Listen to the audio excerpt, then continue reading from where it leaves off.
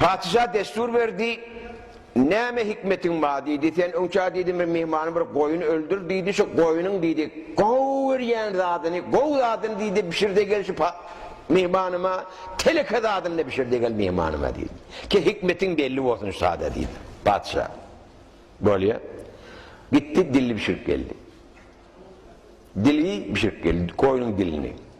İnne teleke zadını pişirde geldi. Yeni şu dili pişirip geldi. O padişah yılcar diye ve bunu dana mı kadiyette bolmadı o diye. O ne hazır diye.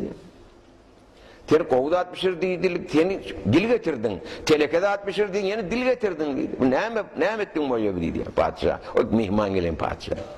Onun padişah kolay alem diye. Şu dil veren kovda at kepleten şundan anırda kovda at yoktur. Kaybet sohbet etten bundan anır bir telekede at yoktur diye. Pek bir kef aytmadı. Berekallah. Pek dil yani şu adamlar. Allah yakın olacak bolsan, seninle yakın edecek daha şu dil. Zikri kuvvet. Gıybet tuhmetten kaç.